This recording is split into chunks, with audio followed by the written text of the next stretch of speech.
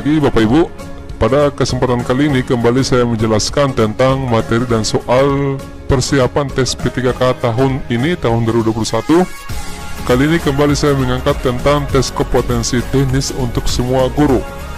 Artinya di sini Bapak Ibu saya akan membahas secara khusus salah satu materi yang ada di tes kompetensi teknis, yaitu kompetensi pedagogik. Jadi materi ini memang untuk semua guru yang mengikuti nanti tes P3K tahun ini.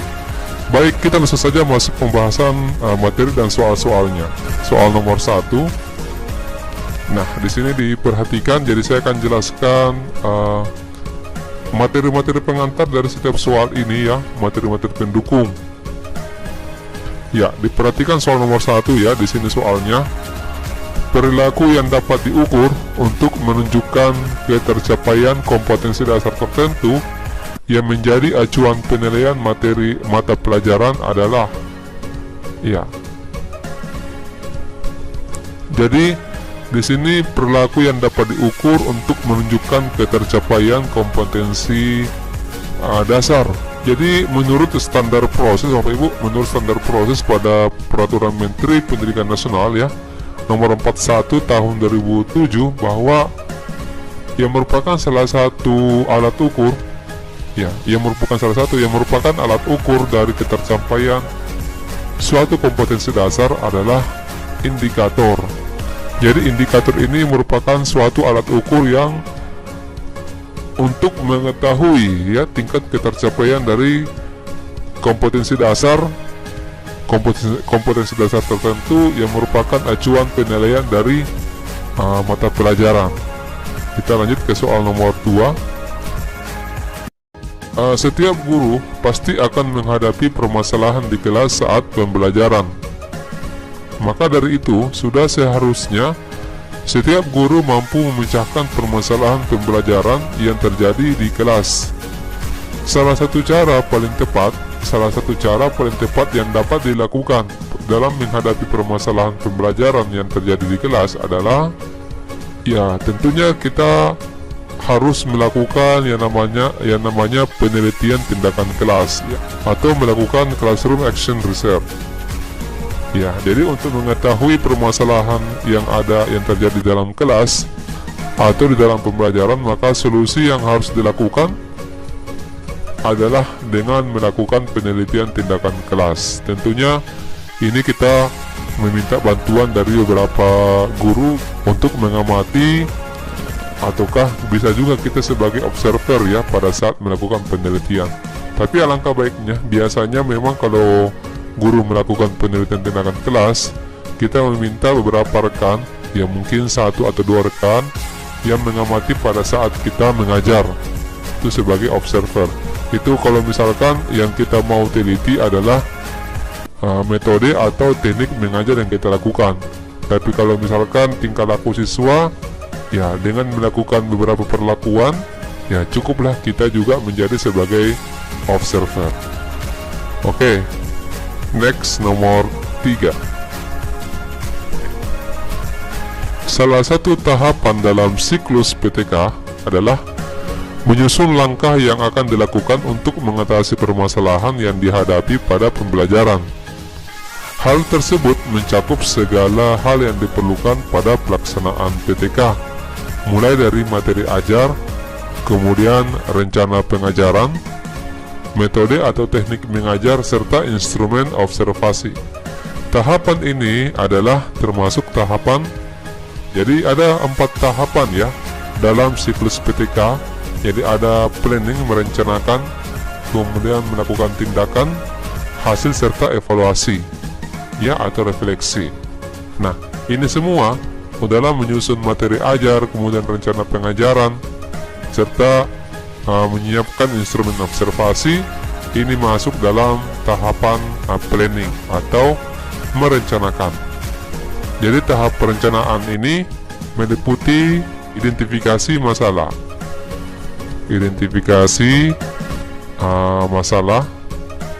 kemudian analisis masalah, kemudian perumusan masalah, serta menyusun formula tindakan apa kira-kira yang kita lakukan dalam meneliti itu yang biasa disajikan dalam bentuk dugaan sementara atau biasa disebut dengan hipotesis tindakan. Oke, kita lanjut. Kemudian soal nomor 4, diperhatikan, seorang guru sebelum melaksanakan pembelajaran itu pasti mempersiapkan yang namanya perangkat pembelajaran, misalkan RPP, Prota, Promes, dan lain sebagainya. Setelah menyusun indikator pembelajaran untuk KD tertentu, selanjutnya menyusun tujuan pembelajaran. Hal ini termuat dalam, apakah ini semua termasuk termuat di silabus, RPP, program tahunan, standar kompetensi lulusan, ataukah di program semester. Jadi indikator pembelajaran, kemudian tujuan pembelajaran, itu semua masuk di rencana program pengajaran atau biasa disingkat dengan RPP. Oke, kita lanjut ke soal nomor 5. Diperhatikan, perhatikan langkah-langkah di bawah ini. Jadi ada beberapa langkah-langkah di bawah ini. Yang pertama, indikator diturunkan dari kompetensi dasar. Kemudian langkah kedua, menggunakan kata kerja operasional. Yang ketiga, menggunakan kalimat bahasa yang jelas dan dapat dipahami serta tidak bermakna ganda. 4, mampu mengembangkan lebih dari tingkatan C4 atau analisis. Kemudian yang kelima, masing-masing indikator harus mencakup ranah afektif, kognitif, dan psikomotor. Ya, diperhatikan, yang merupakan ketentuan dalam menyusun indikator pencapaian kompetensi.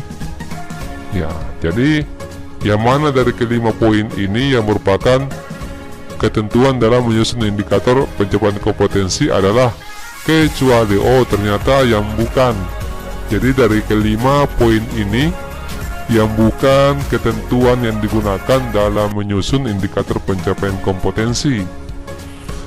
Jadi dalam menyusun indikator pencapaian kompetensi adalah, yang pertama tentunya indikator yang disusun itu indikator yang dirumuskan. Jadi ada beberapa ketentuan dalam menyusun indikator pencapaian kompetensi. Yang pertama adalah indikator dirumuskan dari kompetensi dasar. Jadi ini masuk. Kemudian indikator itu menggunakan kata kerja operasional yang dapat diukur. Makanya ini masuk juga ya, menggunakan kata kerja operasional atau biasa disingkat dengan KKO. Kemudian yang ketiga, indikator dirumuskan dalam kalimat yang simple, jelas, dan mudah dipahami. Jadi indikator di sini harus yang dirumuskan harus menggunakan kalimat yang simple, jelas, dan mudah dipahami. Sehingga yang masuk di sini adalah 3 juga ya. Jadi menggunakan kalimat bahasa yang jelas dan dapat dipahami serta tidak bermakna ganda. Poin yang keempat adalah tidak menggunakan kata yang bermakna ganda. Kemudian yang kelima, ketentuan dalam menyusun indikator adalah hanya mengandung satu tindakan dan satu materi. Serta yang keenam, ketentuan yang digunakan dalam menyusun indikator adalah memperhatikan karakteristik materi pelajaran, potensi, dan kebutuhan siswa. Jadi setidaknya ada 6 ketentuan yang digunakan dalam menyusun indikator pencapaian kompetensi. Nah, artinya dari kelima poin ini yang bukan merupakan ketentuan dalam menyusun indikator adalah 4 dengan 5. Jadi ini dengan ini tidak termasuk. Artinya jawabannya di sini adalah D. Oke, silakan dipahami terlebih dahulu, kemudian kita lanjut lagi ke soal nomor 6. Kalau sudah dipahami, kita lanjut ke soal nomor 6. Diperhatikan, setelah dilakukan tes praktek menulis doa, selanjutnya Pak Thomas berencana melaksanakan tes tertulis sebagai program remedial. Tes tertulis tersebut diberlakukan bagi para peserta didik yang belum mencapai KKM. Berdasarkan ilustrasi tersebut menunjukkan bahwa Pak Thomas akan melakukan tes tertulis untuk mengukur objek evaluasi pada ranah afektif, kognitif, psikomotor, konasi, atau behavior. Nah, ini jawabannya adalah kognitif. Jadi tes tertulis ini itu digunakan untuk mengukur objek evaluasi pada ranah kognitif. Penjelasannya seperti ini. Jadi kalau misalkan pada ranah efektif itu lebih ke arah penilaian sikap. Biasanya kalau misalkan sikap yang mau dinilai itu biasanya menggunakan ini, instrumennya biasa berupa jurnal untuk mengukur diri sendiri dan teman sejawat. Ya, kemudian biasa juga digunakan untuk penilaian diri, kemudian penilaian teman, serta observasi. Jadi kalau misalkan untuk afektif yang mau diukur atau sikap biasanya menggunakan seperti ini, jurnal, penilaian diri, ataupun observasi. Kemudian kalau pada ranah kognitif ini adalah penilaian yang berhubungan dengan pengetahuan. Kalau penilaian pengetahuan itu biasanya menggunakan tes tertulis. Ini biasanya menggunakan tes tertulis, kemudian biasa juga secara lisan, ataupun dalam bentuk penugasan. Makanya kan ini jawabannya adalah B ya, karena Pak Thomas ini melakukan tes tertulis. Nah, tes tertulis itu merupakan salah satu contoh alat ukur untuk mengetahui ranah kognitif. Kemudian psikomotor ini lebih berhubungan tentang keterampilan. Untuk penilaian keterampilan ini biasanya menggunakan produk yang mau dinilai ya, yang mau diukur adalah biasanya produk, kemudian dalam bentuk praktik kerjanya siswa, ataupun biasa juga dalam bentuk proyek atau portofolio. Portofolio ini yang biasa dikerjakan guru bersama dengan siswanya, kemudian hasilnya biasa dilaporkan. Kemudian konasi, ya mungkin Bapak Ibu pernah dengar sebelumnya ya, atau baru pertama kali dengar. Jadi kalau konasi itu penilaian yang berhubungan dengan kehendak. Ya, ini agak mirip-mirip dengan psikomotor ya, keterampilan. Kemudian behavior di sini ini biasa berhubungan dengan penilaian perilaku. Ya, kalau perilaku di sini berarti dia meliputi pengetahuan dan keterampilan. Jadi untuk kasus ini jawabannya adalah B. Oke, kita lanjut ke soal nomor 7. Diperhatikan. Di sini soalnya Pak Andri adalah guru mata pelajaran X. Karen, ini Karen nama siswa ya. Karen adalah keponakan dari Pak Andri. Dari tes formatif yang diberikan kepada Karen, didapat bahwa Karen tidak menjawab satu soal pun dengan benar. Dalam hal ini, Pak Andri harus bersikap objektif dalam menilai.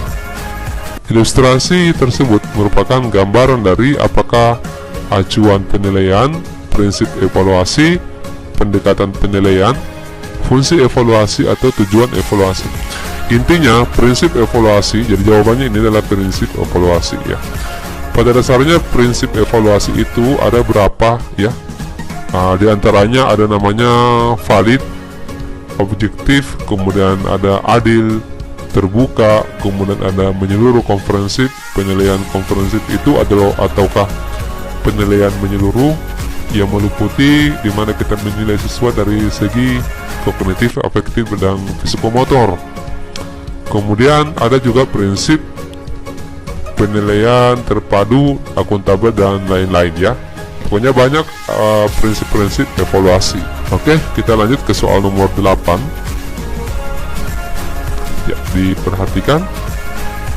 Sebagai guru mata pelajaran X, melakukan penilaian tidak hanya melakukan penilaian kognitif, tetapi juga afektif dan psikomotor yang berusaha mengungkap kondisi nyata atau keadaan sesungguhnya yang berkaitan dengan kemampuan peserta didik.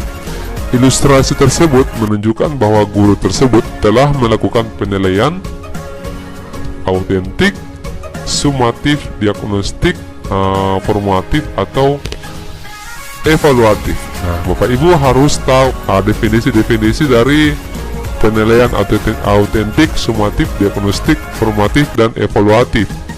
Nah, kalau penilaian yang pertama ya, kalau penilaian autentik itu adalah pengukuran yang bermakna secara signifikan atas hasil belajar peserta didik untuk sikap, keterampilan, dan pengetahuan. Itu kalau autentik.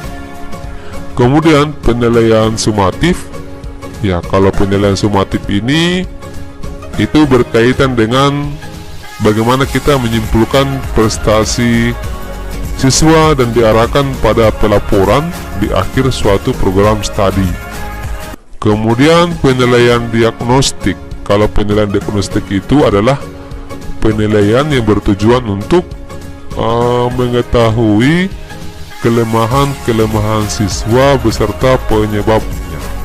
Kemudian penilaian formatif adalah penilaian yang digunakan untuk memperbaiki proses pembelajaran, bukan hanya untuk menentukan tingkat kemampuan siswa. Kemudian untuk evaluatif, penilaian evaluatif itu untuk mengetahui keterlaksanaan kebijakan, bukan hanya pada kesimpulan suatu sudah terlaksana dengan baik atau tidaknya, tapi ingin mengetahui kalau implementasinya belum baik. Ya, jadi kita ibaratnya ini mengevaluasi dari awal sampai akhir keseluruhan komponen pembelajaran. Kita cari tahu ya di mana kelemahannya sehingga keterlaksanaan pembelajaran itu belum maksimal. Sebagai guru mata pelajaran X, melakukan penilaian tidak hanya melakukan penilaian kognitif, tapi juga afektif dan psikomotor. Jadi penilaian autentik itu adalah penilaian yang berkaitan dengan hasil belajar yang meliputi ranah sikap, keterampilan, dan pengetahuan. Oke, kita bahas lagi satu nomor. Ya, nomor 9. Diperhatikan. Penilaian sikap pada pembelajaran yang berbasis HOTS tidaklah merupakan konsep penilaian sikap pada kurikulum 2013. Dalam penilaian sikap dikenal ada instrumen dalam bentuk jurnal dan penilaian diri, atau biasa disingkat dengan PD. Penilaian diri ialah penilaian terhadap kelebihan dan kekurangan diri peserta didik dalam konteks pencapaian kompetensi. Sedangkan jurnal ialah catatan tentang kekuatan dan kelemahan peserta didik yang berkaitan dengan sikap dan perilaku. Ini pengertiannya masing-masing. Apa sih perbedaan dari penilaian diri dan jurnal dilihat dari fungsinya? Ini jawabannya adalah C.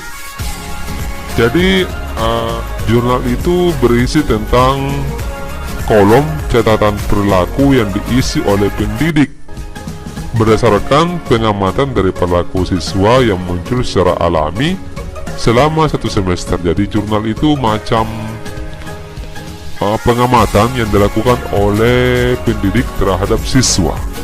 Tentunya yang diamati di sini adalah segala perilaku-perilaku yang muncul secara alami, natural, tidak dibuat-buat. Bisa dikatakan jurnal ini semacam diari dari guru untuk siswa. Kemudian untuk penilaian diri, jadi penilaian diri di sini adalah penilaian terhadap diri sendiri, dalam hal ini siswa, dengan mengidentifikasi kelebihan dan kekurangan sikapnya dalam berperilaku. Jadi dia menilai dirinya sendiri. Hasil penilaian diri siswa dapat digunakan sebagai data konfirmasi perkembangan sikap siswa. Oke, kita lanjut ke soal nomor terakhir. Di akhir video itu saya berikan satu soal untuk Bapak Ibu semua cari tahu apa jawabannya. Nanti silakan jawabannya dikirimkan di kolom komentar di bawah video ini. Baik Bapak Ibu, saya kira sampai di sini ya penjelasan singkat saya. Saya berharap Bapak Ibu putar ulang video ini untuk mempelajari, dan video ini agar dibagikan ke rekan-rekannya sesama pejuang P3K tahun ini. Dan dengannya saya berharap Bapak Ibu maksimal dalam usaha nanti, dan pada saat ujian Bapak Ibu bisa lolos menjadi pegawai P3K tahun ini. Amin. Baik, sekarang sampai di sini. Terima kasih banyak atas perhatiannya. Semoga video ini bermanfaat bagi kita.